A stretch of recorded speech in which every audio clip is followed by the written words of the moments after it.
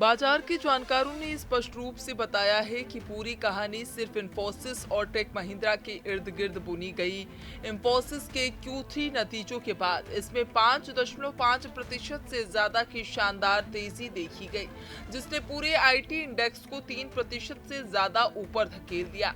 Take Mahindra के मुनाफे में 14% की बढ़ोतरी ने निवेशकों के जख्मों पर मरहम का काम किया, जो विप्रो के गिरते मुनाफे से परेशान थे। लेकिन इस चमक के पीछे एक कड़वी हकीकत भी छिपी है।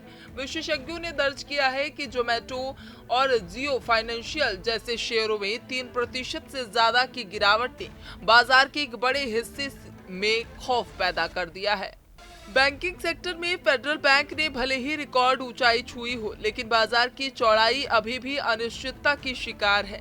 विदेशी निवेशकों की लगातार बिकवाली ने यह साबित कर दिया है कि उन्हें फिलहाल भारतीय बाजार के बजाय डॉलर की मजबूती पर ज्यादा भरोसा है।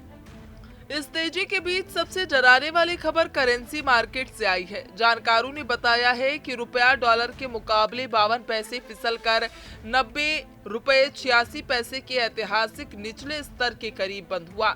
ये पिछले 2 महीनों की सबसे बड़ी गिरावट है। जब रुपया गिरता है तो विदेशी संस्थागत निवेशकों का भरोसा डगमगाने लगता है और वो अपना पैसा निकालने की होड़ में लग जाते हैं। राजनीतिक गलियारों में अमेरिका भारत व्यापार सौदे को लेकर बनी अनिश्चितता ने इस आग में घी डालने का काम किया। विश्लेषकों ने आगाह किया कि अगर वैश्विक स्तर पर अनिश्चितता बनी रहे तो आईटी सेक्टर का ये सहारा भी ज्यादा दिन नहीं टिक पाएगा। तेल और गैस सेक्टर में भी वेनेजुएला पर से प्रतिबंध हटने की खबरों ने हलचल मचा दी है, जिससे ओएनजीसी जैसे शेयरों पर सबकी नजरें टिकी हैं। बाजार उस डोरी पर चल रहा है जहां एक तरफ आईटी की मजबूती है और दूसरी तरफ वैश्विक भू राजनीतिक अस्थिरता का गहरा गड्ढा। तकनीकी चार्ट्स पर नजर डालने वाले विशेषज्ञों ने साझा किया है कि निफ्टी इस वक्त दोजी पैटर्न पर बना रहा है, जो बाजार में घोर अनिश्चितता का प्रतीक है। 25,650 का स्तर निफ्टी के लिए एक मजबूत लक्ष्मण रेखा यानी सपोर्ट बना हुआ है, जबकि 25,780 के पार जाना फिलहाल टेढ़ी खीर नजर आ रहा है। ब्रोकरेज हाउसों ने बताया कि जब तक निफ्टी इस दायरे से बाहर नहीं निकलता, तब तक बाजार में कोई भी दिशा स्पष्ट नहीं होगी। स्मॉल कैप और मिड कैप इंडेक्स में कुछ खरीदारी जरूर दिखी है, लेकिन ये केवल पिक एंड चूज वाली रणनीति थी।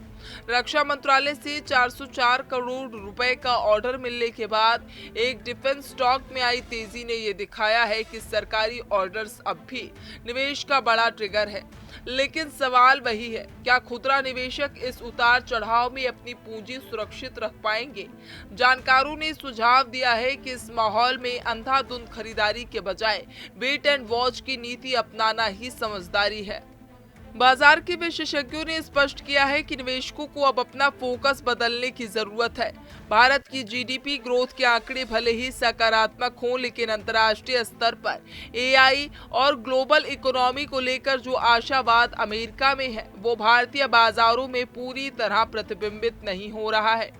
बजाज फाइनेंस और एचडीएफसी बैंक जैसे दिग्गजों ने भले ही लोन ग्रोथ में दम दिखाया हो, लेकिन डिपॉजिट मोबिलाइजेशन की चुनौती अब भी बरकरार है। आने वाले हफ्तों में बाजार का मूड इस बात पर निर्भर करेगा कि 1 फरवरी के बजट में सरकार उपभोग को बढ़ाने के लिए क्या कदम उठाती है। विश्लेषकों ने जोर देकर बताया है कि आईटी सेक्टर की तेजी केवल एक राहत है, समाधान नहीं। जब तक विदेशी फंड्स की बिकवाली नहीं थमती, तब तक हर उछाल को एग्जिट का मौका ही माना जाएगा। एशियाई पेंट्स जैसे शेयरों में 2% की गिरावट इस बात का संकेत है कि घरेलू मांग को लेकर भी बाजार के मन में कहीं ना कहीं डर बैठा हुआ है। शेयर बाजार आईटी के इंजन के भरोसे चला है, लेकिन इंजन के पीछे के डिब्बे यानी बाकी सेक्टर्स भी अभी भी लड़खड़ा रहे। 25,700 के करीब निफ्टी का संघर्ष और रुपए की ऐतिहासिक कमजोरी यह बताने के लिए महज काफी होगी कि आगे का रास्ता जोखिम भरा है। निवेशकों को बजट तक अपनी पोजीशन बहुत संभाल कर बनानी होगी। कैमरा पर्सन उज्जवल के साथ मैं आशुतोष शर्मा, टीवी 100 नोएडा।